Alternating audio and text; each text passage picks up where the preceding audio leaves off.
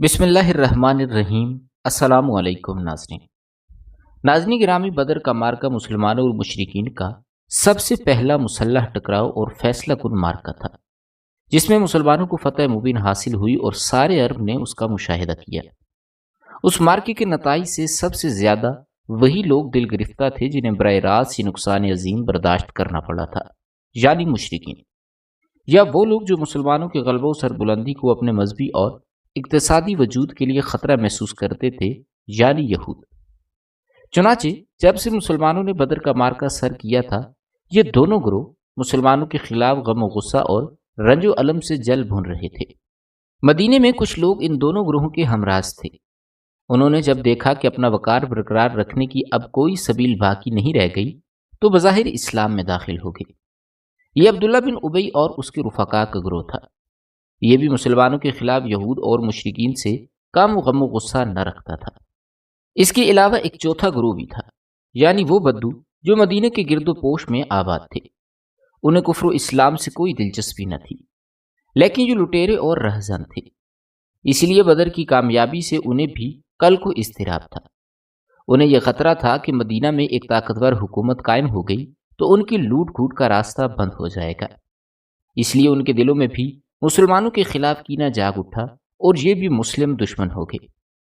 اس طرح مسلمان چاروں طرف سے خطرے میں گر گئے، لیکن مسلمانوں کے سلسلے میں ہر فریق کا طرز عمل دوسرے سے مختلف تھا۔ ہر فریق نے اپنے حسب حال کا ایسا طریقہ اپنایا تھا جو اس کے خیال میں اس کی غرض کی تکمیل کا کفیل تھا۔ چنانچہ اہل مدینہ نے اسلام کا اظہار کر کے در پردہ سازشوں اور وسیسہ کاریوں اور بہم لڑائیاں بھڑکانے کی راہ اپنائی۔ یہود کے ایک گروہ نے کھلم کھلا رنج و عداوت اور غیظ و غضب کا مظاہرہ کیا۔ اہل مکہ نے کمر توڑ ضرب کی دھمکیاں دینا شروع کر دیں اور بدلہ اور انتقام لینے کا کھلم کھلا اعلان کیا۔ ان کی جنگی تیاریاں بھی کھلے عام ہو رہی تھیں، اور سال بھر کے بعد وہ عملاً ایک ایسی مارکہ آرائی کے لیے مدینہ کی چہار دیواری تک چڑھ آئے جو تاریخ میں غزوہ احد کے نام سے معروف ہے، اور جس کا مسلمانوں کی شہرت اور ساکھ پر بڑا برا اثر پڑا تھا۔ ان خطرات سے نمٹنے کے لیے مسلمانوں نے بڑے اہم اقدامات کیے، جن سے نبی کریم صلی اللہ علیہ وآلہ وسلم کی قائدانہ اکبریت کا پتہ چلتا تھا، اور یہ واضح ہوتا تھا کہ مدینہ کی قیادت گرد و پیش کے ان خطرات کے سلسلے میں کس قدر بیدار تھی اور ان سے نمٹنے کے لیے کتنے جامع منصوبے رکھتی تھی۔ رسول اللہ صلی اللہ علیہ وآلہ وسلم کی اسی قیادت کا ذکر ہم اپنی بقیہ ویڈیو میں کریں گے۔ ناظرین، غزوہ بدر کے بعد سب سے پہلی خبر جو مدینے کی شعبہ اطلاعات نے فراہم کی وہ یہ تھی کہ قبیلہ غطفان کی شاخ بنو سلیم کے کچھ لوگ مدینہ پر چڑھائی کے لیے فوج جمع کر رہے ہیں۔ اس کے جواب میں رسول اللہ صلی اللہ علیہ وآلہ وسلم نے 200 سواروں کے ساتھ ان پر چڑھائی کی اور اچانک ان پر دھاوا بول دیا، اور مقام قدر میں ان کی منازل تک جا پہنچے۔ بنو سلیم میں اس اچانک حملے سے بھگدڑ مچ گئی اور وہ افراتفری کے عالم میں وادی کے اندر 500 اونٹ چھوڑ کر بھاگ گئے، جس پر لشکر مدینہ نے قبضہ کر لیا، اور رسول اللہ صلی اللہ علیہ وآلہ وسلم نے اس کا خمس نکال کر باقی مال غنیمت مجاہدین میں تقسیم کر دیا۔ ہر شخص کے حصے میں 2 اونٹ آئے۔ اس غزوے میں یسار نامی ایک غلام ہاتھ آیا جسے آپ صلی اللہ علیہ وآلہ وسلم نے آزاد کر دیا۔ اس کے بعد آپ صلی اللہ علیہ وآلہ وسلم بنو سلیم میں 3 روز قیام فرما کر مدینہ واپس پلٹ آئے۔ یہ غزوہ شوال 2 ہجری میں بدر سے واپسی کے صرف 7 دن بعد پیش آیا۔ ناظرین گرامی، جنگ بدر میں شکست کھا کر مشرکین غصے سے بے قابو تھے اور پورا مکہ نبی کریم صلی اللہ علیہ وآلہ وسلم کے خلاف ہانڈی کی طرح کھول رہا تھا۔ بالآخر مکے کے 2 بہادر جوانوں نے طے کیا کہ وہ اپنی دانست میں اس اختلاف و شقاق کی بنیاد اور اس ذلت و رسوائی کی جڑ نعوذ باللہ یعنی رسول اللہ صلی اللہ علیہ وآلہ وسلم کا خاتمہ کر دیں گے۔ چنانچہ بدر کے کچھ ہی دنوں کے بعد کا واقعہ ہے کہ عمیر بن وہب جمی، جو قریش کے شیطانوں میں سے تھا اور مکے میں رسول کریم صلی اللہ علیہ وآلہ وسلم اور صحابہ کرام رضوان اللہ علیہم اجمعین کو اذیتیں پہنچایا کرتا تھا، اور اب اس کا بیٹا وہب بن عمیر جنگ بدر میں گرفتار ہو کر مسلمانوں کی قید میں تھا۔ اس عمیر نے ایک دن صفوان بن امیہ کے ساتھ حتیم میں بیٹھ کر گفتگو کرتے ہوئے بدر کے کنویں میں پھینکنے جانے والوں کے مقتولوں کا ذکر کیا۔ اس پر صفوان نے کہا کہ خدا کی قسم ان کے بعد جینے میں کوئی لطف نہیں۔ جواب میں عمیر نے کہا کہ خدا کی قسم تم سچ کہتے ہو۔ دیکھو خدا کی قسم اگر میرے اوپر قرض نہ ہوتا جس کی ادائیگی کے لیے میرے پاس کچھ نہیں، اور اہل و عیال نہ ہوتے جن کے بارے میں اندیشہ ہے کہ میرے بعد یہ مر جائیں گے، تو میں سوار ہو کر محمد صلی اللہ علیہ وآلہ وسلم کے پاس جاتا اور اسے قتل کر ڈالتا، کیونکہ میرے لیے وہاں جانے کی ایک وجہ موجود ہے، میرا بیٹا ان کے ہاں قید ہے۔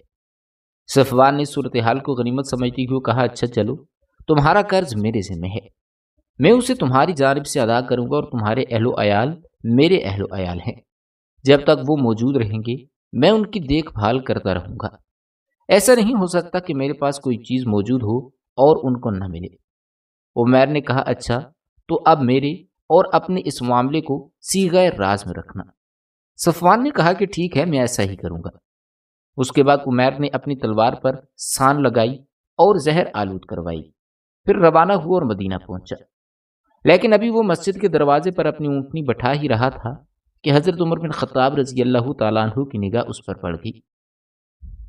وہ مسلمانوں کی ایک جماعت کے درمیان جنگ بدر میں اللہ تعالیٰ کے عطا کردہ اعزاز و اکرام کے متعلق باتیں کر رہے تھے۔ انہوں نے دیکھتے ہی کہا کہ یہ کتا اللہ کا دشمن عمیر کسی برے ہی ارادے سے آیا ہے۔ پھر انہوں نے رسول کریم صلی اللہ علیہ وآلہ وسلم کی خدمت میں حاضر ہو کر عرض کیا کہ اللہ کے نبی، یہ اللہ کا دشمن عمیر اپنی تلوار حمائل کی آیا ہے۔ آپ صلی اللہ علیہ وآلہ وسلم نے فرمایا کہ اسے پکڑ کر میرے پاس لے آؤ۔ عمیر آیا تو حضرت عمر فاروق رضی اللہ تعالیٰ عنہ نے اس کی تلوار پکڑ لی اور انصار کے چند افراد سے کہا کہ تم لوگ رسول اللہ صلی اللہ علیہ وآلہ وسلم کے پاس جاؤ اور وہیں بیٹھ جاؤ، اور آپ صلی اللہ علیہ وآلہ وسلم کے خلاف اس خبیث کے خطرے سے چوکنے رہو، کیونکہ یہ قابل اطمینان شخص نہیں ہے۔ اس کے بعد وہ عمیر کو اندر لے گئے۔ رسول کریم صلی اللہ علیہ وآلہ وسلم نے جب یہ کیفیت دیکھی کہ حضرت عمر فاروق رضی اللہ تعالیٰ عنہ اس کی گردن میں اس کی تلوار کا پرتلا لپیٹ کر پکڑے ہوئے ہیں تو فرمایا کہ عمر اسے چھوڑ دو، اور عمیر تم قریب آ جاؤ۔ اس نے قریب آ کر کہا کہ آپ لوگوں کو صبح بخیر ہو۔ نبی کریم صلی اللہ علیہ وآلہ وسلم نے فرمایا کہ اللہ تعالیٰ نے ہمیں ایک ایسے تحفے سے مشرف کیا ہے جو تمہارے اس تحفے سے بہتر ہے، یعنی اسلام سے، جو اہل جنت کا تقیہ ہے۔ اس کے بعد آپ صلی اللہ علیہ وآلہ وسلم نے فرمایا کہ اے عمیر تم کیوں آئے ہو؟ اس نے کہا یہ قیدی جو آپ لوگوں کے قبضے میں ہے اسی کے لیے آیا ہوں، آپ لوگ اس کے بارے میں احسان فرما دیجیے۔ آپ صلی اللہ علیہ وآلہ وسلم نے فرمایا پھر یہ تمہاری گردن میں تلوار کیوں ہے؟ اس نے کہا اللہ ان تلواروں کو برا کرے کہ یہ ہمارے کچھ کام نہ آ سکیں۔ آپ صلی اللہ علیہ وآلہ وسلم نے فرمایا سچ سچ بتاؤ تم کیوں آئے ہو؟ اس نے کہا بس صرف اسی قیدی یعنی میں اپنے بیٹے کو لینے آیا ہوں۔ آپ نے فرمایا نہیں، بلکہ تم اور صفوان حتیم میں بیٹھے اور قریش کے جو مقتولین کنویں میں پھینک کے گئے تھے ان کا تذکرہ کیا۔ پھر تم نے کہا اگر مجھ پر قرض نہ ہوتا اور میرے اہل و عیال نہ ہوتے تو میں یہاں سے جاتا اور محمد کو نعوذ باللہ قتل کر دیتا۔ اس پر صفوان نے تمہارے قرض اور اہل و عیال کی ذمہ داری بشرطے کہ تم مجھے قتل کرو گے اس نے لے لی، لیکن یاد رکھو کہ اللہ میرے اور تمہارے درمیان حائل ہے۔ عمیر نے کہا کہ میں گواہی دیتا ہوں کہ آپ اللہ کے رسول ہیں۔ اے اللہ کے رسول، آپ ہمارے پاس آسمان کی جو خبریں لائے تھے اور آپ پر جو وحی نازل ہوتی ہے ہم اسے جھٹلا دیا کرتے تھے، لیکن یہ تو ایسا معاملہ ہے جس میں میرے اور صفوان کے سوا کوئی موجود ہی نہ تھا، اسی لیے واللہ مجھے یقین ہے کہ یہ بات اللہ کے سوا کسی اور نے آپ تک نہیں پہنچائی۔ بس اللہ کی حمد ہے جس نے مجھے اسلام کی ہدایت دی اور اس مقام تک ہانک کر پہنچایا۔ اس کے بعد عمیر نے کلمہ حق کہا اور رسول اللہ صلی اللہ علیہ وآلہ وسلم نے صحابہ کرام کو مخاطب کر کے فرمایا کہ اپنے بھائی کو دین سمجھاؤ، قرآن پڑھاؤ اور اس کے قیدی کو آزاد کر دو۔ ادھر صفوان لوگوں سے کہتا پھر رہا تھا کہ یہ خوشخبری سن لو، چند ہی دنوں میں ایک ایسا واقعہ پیش آئے گا جو بدر کے مصائب بھلوا دے گا۔ ساتھ ہی وہ آنے جانے والوں سے عمیر کی بابت پوچھتا بھی رہتا۔ بالآخر اسے ایک سوار نے بتایا کہ عمیر مسلمان ہو چکا ہے۔ یہ سن کر صفوان نے قسم کھائی کہ اس سے کبھی بات نہ کرے گا اور نہ کبھی اسے نفع پہنچائے گا۔ دوسری طرف عمیر نے اسلام سیکھ کر مکی کی راہ لی اور وہیں مقیم رہ کر اسلام کی دعوت دینی شروع کر دی اور ان کے ہاتھ پر بہت سے لوگ مسلمان بھی ہو گئے۔ رسول اللہ صلی اللہ علیہ وآلہ وسلم نے مدینہ تشریف لانے کے بعد یہود کے ساتھ جو معاہدہ فرمایا تھا اس کی دفعات ہم اپنی پچھلی ویڈیوز میں بیان کر چکے ہیں۔ رسول اللہ صلی اللہ علیہ وآلہ وسلم کی پوری کوشش اور یہ خواہش تھی کہ اس معاہدے میں جو کچھ طے پایا ہے وہ نافذ رہے۔ چنانچہ مسلمانوں کی طرف سے کوئی ایسا قدم نہ اٹھایا گیا جو اس معاہدے کی عبارت کے کسی ایک بھی حرف کے خلاف ہو، لیکن یہود جن کی تاریخ خیانت اور عہد شکنی سے پر ہے، وہ بہت جلد اپنے قدیم مزاج کی طرف پلٹ گئے اور مسلمانوں کی صفوں کے اندر وسیسہ کاری، سازش، لڑانے بھڑکانے اور ہنگامے اور اضطراب برپا کرنے کی کوششیں شروع کر دی۔ لگے ہاتھوں ایک مثال بھی سنتے چلیے۔ ابن اسحاق کا بیان ہے کہ ایک بوڑھا یہودی شاش بن قیس جو قبر میں پاؤں لٹکائے ہوئے تھا، بڑا زبردست کافر تھا اور مسلمانوں سے سخت عداوت و حسد رکھتا تھا۔ ایک بار صحابہ کرام کی ایک مجلس کے پاس سے گزرا جس میں اوس و خزرج دونوں ہی قبیلے کے لوگ بیٹھے گفتگو کر رہے تھے۔ اسے یہ دیکھ کر کہ اب ان کے اندر جاہلیت کی بامی عداوت کی جگہ اسلام کی الفت و جماعیت نے لے لی ہے اور ان کی دیرینہ دشمنی کا خاتمہ ہو گیا ہے، اسے بڑا سخت رنج ہوا۔ کہنے لگا، او اس دیار میں بنو قبیلہ کے اشراف متحد ہو گئے ہیں، باخدا ان اشراف کے اتحاد کے بعد تو ہمارا یہاں گزر نہیں۔ چنانچہ اس نے ایک نوجوان یہودی کو جو اس کے ساتھ تھا حکم دیا کہ ان کی مجالس میں جائے اور ان کے ساتھ بیٹھ کر پھر جنگ و بعاث اور ان کے پہلے حالات کا ذکر کرے، اور اس سلسلے میں دونوں جانب سے جو اشعار کہے گئے ہیں وہ پڑھے۔ اس یہودی نے ایسا ہی کیا۔ اس کے نتیجے میں اوس و خزرج میں تو میں شروع ہو گئی۔ لوگ جھگڑا کرنے لگے اور ایک دوسرے پر فخر جتانے لگے، حتیٰ کہ دونوں قبیلوں کے ایک ایک آدمی نے گھٹنوں کے بل بیٹھ کر رکعت شروع کر دی۔ پھر ان میں سے ایک نے کہا کہ اگر تم چاہو تو ہم اس جنگ کو دوبارہ سے پلٹا دیں۔ مقصد یہ تھا کہ ہم اس بامی جنگ کے لیے پھر تیار ہیں جو اس سے پہلے لڑی جا چکی ہے۔ اس پر دونوں فریقوں کو تاؤ آ گیا اور بولے، چلو ہم تیار ہیں، ہررہ میں مقابلہ ہوگا، ہتھیار ہتھیار۔ اور لوگ ہتھیار لے کر ہررہ کی طرف نکل پڑے۔ قریب تھا کہ خون ریز جنگ ہو جاتی، لیکن رسول اللہ صلی اللہ علیہ وآلہ وسلم کو اس بات کی خبر ہو گئی۔ آپ صلی اللہ علیہ وآلہ وسلم اپنے مہاجرین صحابہ کو ہمراہ لے کر جھٹ سے ان کے پاس پہنچے اور فرمائے کہ اے مسلمانوں کی جماعت، اللہ اللہ، کیا میرے رہتے ہوئے جاہلیت کی پکار، اور وہ بھی اس کے بعد کہ اللہ تمہیں اسلام کی ہدایت سے سرفراز فرما چکا ہے اور اس کے ذریعے تم سے جاہلیت کا معاملہ کاٹ کر اور تمہیں کفر سے نجات دے کر تمہارے دلوں کو آپس میں جوڑ چکا ہے؟ آپ صلی اللہ علیہ وآلہ وسلم کی نصیحت سن کر صحابہ کو احساس ہوا کہ ان کی حرکت شیطان کا ایک جھٹکا اور دشمن کی ایک چال تھی۔ چنانچہ وہ رونے لگے اور اوس و خزرج کے لوگ ایک دوسرے سے گلے ملے۔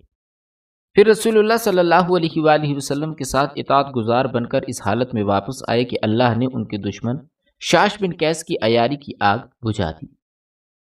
ناظرین گرامی، یہ تھا ایک نمونہ ان ہنگاموں اور اضطراب کا جنہیں یہود مسلمانوں کی صفوں میں برپا کرنے کی کوشش کر رہے تھے۔ اس کام کے لیے انہوں نے مختلف منصوبے بنا رکھے تھے۔ وہ جھوٹے پروپیگنڈے کرتے، صبح مسلمان ہو کر شام کو پھر کافر ہو جاتے تاکہ کمزور اور سادہ لوح قسم کے لوگوں کے دلوں میں شک و شبے کے بیج بو سکے۔ کسی کے ساتھ مالی تعلق ہوتا اور وہ مسلمان ہو جاتا تو اس پر معیشت کی راہیں تنگ کر دیتے۔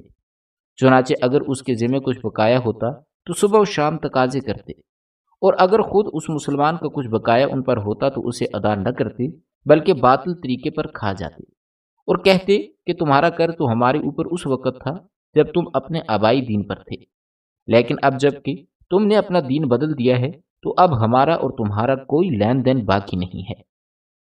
ناظرین گرامی، واضح رہی کہ یہود نے یہ ساری حرکتیں بدر سے پہلے ہی شروع کر دی تھیں، اور ادھر رسول اللہ صلی اللہ علیہ وآلہ وسلم اور صحابہ کرام کا یہ حال تھا کہ وہ ان یہود کی ہدایت یابی کی امید میں ان ساری باتوں پر صبر کرتے جا رہے تھے۔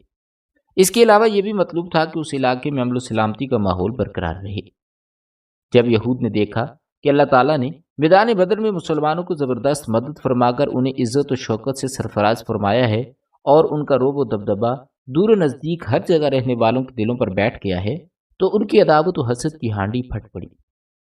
انہوں نے کھلم کھلا شر و عداوت کا مظاہرہ کیا اور علل اعلان بغاوت و اظہار ثانی پر اتر آئے۔ ان میں سب سے زیادہ کینہ نواز اور سب سے بڑھ کر شریر کعب بن اشرف تھا، جس کا ذکر آگے آ رہا ہے۔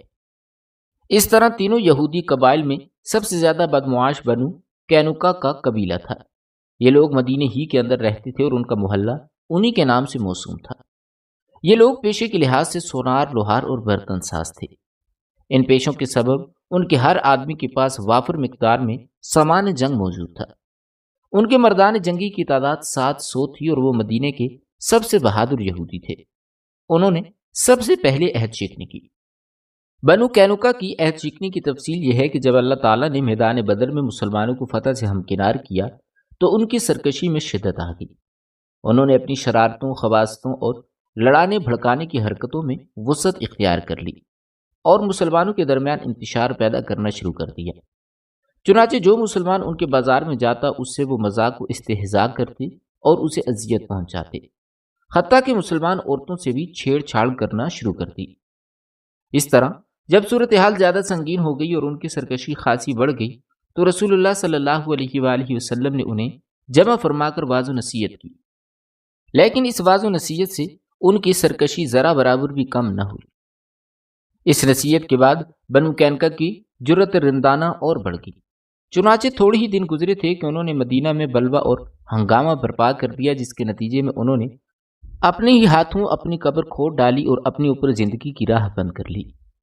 ابن الشام نے ابو اون سے روایت کیا ہے کہ ایک عرب عورت بنو قینقاع کے بازار میں کچھ سامان لے کر آئی اور بیچ کر کسی ضرورت کے لیے ایک سونار کے پاس گئی جو یہودی تھا۔ وہاں جا کر اس کی دکان میں بیٹھ گئی۔ یہودیوں نے اس کا چہرہ کھلوانا چاہا مگر اس نے انکار کر دیا۔ اس پر اس سونار نے چپکے سے اس کے کپڑے کا نچلا کنارہ پچھلی طرف سے باندھ دیا اور اسے کچھ خبر نہ ہوئی۔ جب وہ اٹھی تو اس سے وہ بے پردہ ہو گئی تو یہودیوں نے کہکا لگایا۔ اس حرکت پر اس عورت نے چیخنا چلانا شروع کر دیا، جسے سن کر ایک مسلمان نے اس سونار پر حملہ کیا اور اسے مار ڈالا۔ جواباً یہودیوں نے اس مسلمان پر حملہ کر کے اسے مار ڈالا۔ اس کے بعد مقتول مسلمان کے گھر والوں نے شور مچایا اور یہود کے خلاف مسلمانوں سے فریاد کی۔ نتیجہ یہ ہوا کہ مسلمان اور بنو قینقاع کے یہودیوں میں بلوہ ہو گیا۔ اس واقعے کے بعد رسول کریم صلی اللہ علیہ وآلہ وسلم کے صبر کا پیمانہ لبریز ہو گیا۔ آپ صلی اللہ علیہ وآلہ وسلم نے مدینہ کا انتظام ابو لبابہ بن عبد المنذر رضی اللہ تعالیٰ عنہ کو سونپا اور حضرت حمزہ بن عبد المطلب رضی اللہ تعالیٰ عنہ کی سرکردگی میں مسلمانوں کا لشکر بنو قینقاع کی طرف بھیجا۔ انہوں نے آپ صلی اللہ علیہ وآلہ وسلم کو دیکھا تو گڑیوں میں قلعہ بند ہو گئے۔ آپ صلی اللہ علیہ وآلہ وسلم نے ان کا سختی سے معاشرہ کیا۔ یہ جمعہ کا دن تھا اور شوال 2 ہجری کی 15 تاریخ تھی۔ 15 روز تک یعنی ہلال ذیقعدہ کی نمودار ہونے تک معاشرہ جاری رہا۔ پھر اللہ تعالیٰ نے ان کے دلوں میں رعب ڈال دیا، جس کی سنت یہی ہے کہ جب وہ کسی قوم کو شکست و ہزیمت سے دوچار کرنا چاہتا ہے تو ان کے دلوں میں رعب ڈال دیتا ہے۔ چنانچہ بنو قینقاع نے اس شرط پر ہتھیار ڈال دیے کہ رسول اللہ صلی اللہ علیہ وآلہ وسلم ان کی جان و مال، آل و اولاد اور عورتوں کے بارے میں جو فیصلہ کریں گے انہیں منظور ہوگا۔ اس کے بعد آپ صلی اللہ علیہ وآلہ وسلم کے حکم سے ان سب کو باندھ دیا گیا۔ لیکن یہی موقع تھا جب عبداللہ بن ابی نے اپنا منافقانہ کردار ادا کیا۔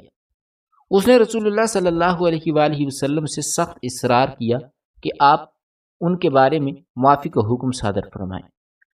اس نے کہا کہ اے محمد، میرے معاہدین کے بارے میں احسان کیجیے۔ ناظرین، واضح رہی کہ بنو قینقاع خزرج کے حلیف تھے، لیکن رسول اللہ صلی اللہ علیہ وآلہ وسلم نے تاخیر کی۔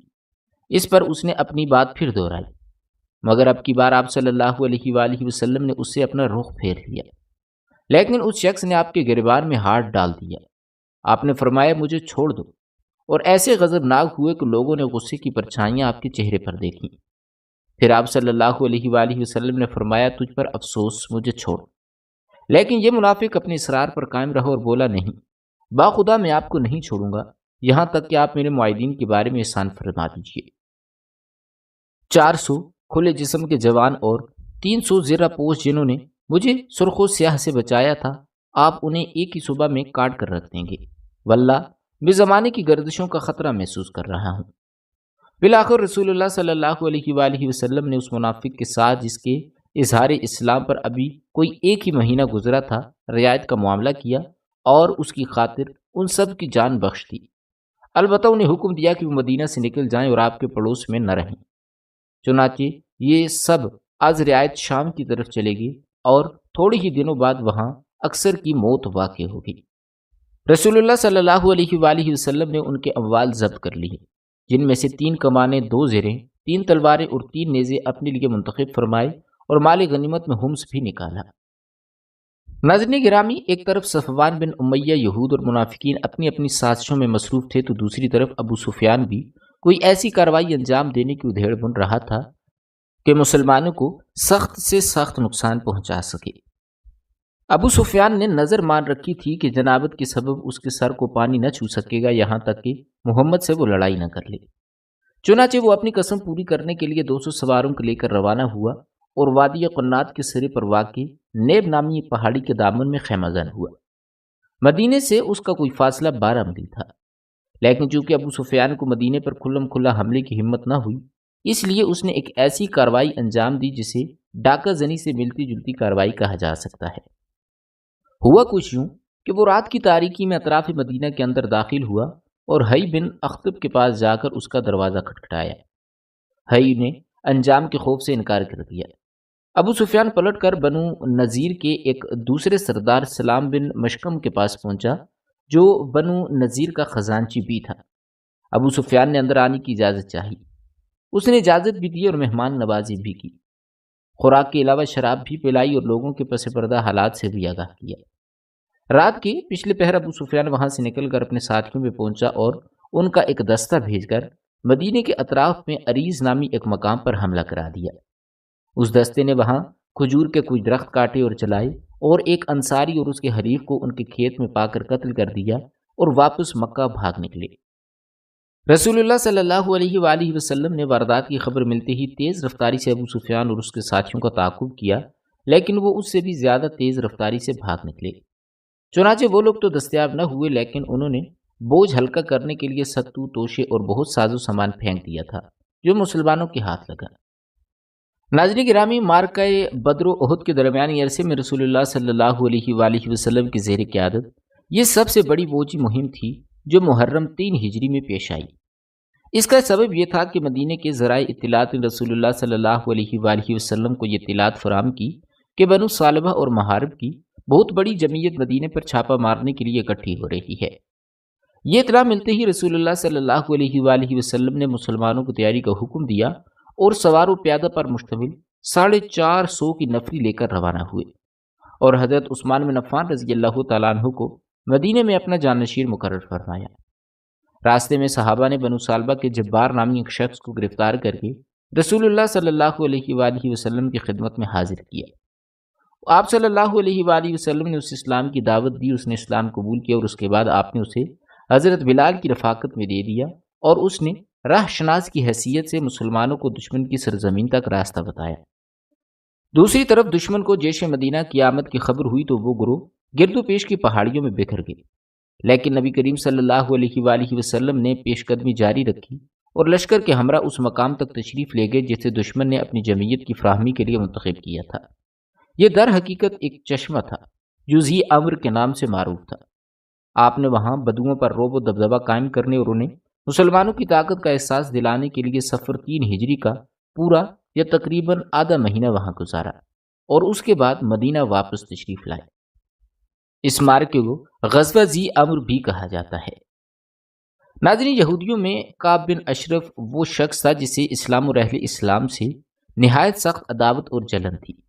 یہ رسول اللہ صلی اللہ علیہ وآلہ وسلم کو اذیتیں پہنچایا کرتا تھا اور آپ کے خلاف جنگ کی کھلم کھلا دعوت دیتا پھرتا تھا۔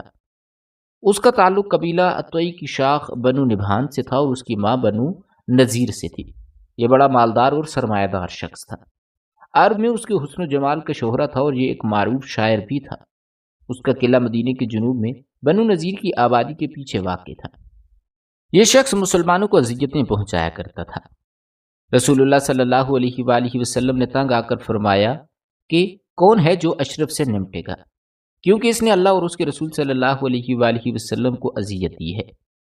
تو محمد بن مسلمہ اٹھ کر عرض کرتے ہیں کہ یا رسول اللہ، میں حاضر ہوں، کیا آپ چاہتے ہیں کہ میں اسے قتل کر دوں؟ آپ نے فرمایا کہ ہاں۔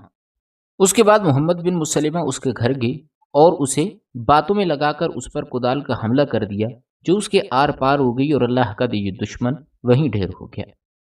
حملے کے دوران اس نے اتنی زبردست چیخ لگائی تھی کہ گرد و پیش میں ہلچل مچ گئی اور کوئی ایسا قلعہ باقی نہ بچا تھا جس پر آگ روشن نہ کی گئی ہو، لیکن کچھ نہ ہوا۔ ناظرین گرامی، یہ تھی ہماری آج کی ویڈیو۔ امید کرتے ہیں کہ آپ کو ہماری یہ ویڈیو ضرور پسند آئی ہوگی۔ آئندہ ویڈیو میں ہم انشاءاللہ غزوہ احد کی مکمل تفصیل آپ کے ساتھ شیئر کریں گے۔ ناظرین گرامی، اگر آپ کو ہماری یہ ویڈیو پسند آئی ہے تو ہمارے چینل کو سبسکرائب کیجئے گا۔ بہت جلد ایک نئی ویڈیو کے ساتھ ملتے ہیں، تب تک کے لیے اپنا خیال رکھیے گا۔ اللہ تعالیٰ آپ کا حامی و ناصر ہو۔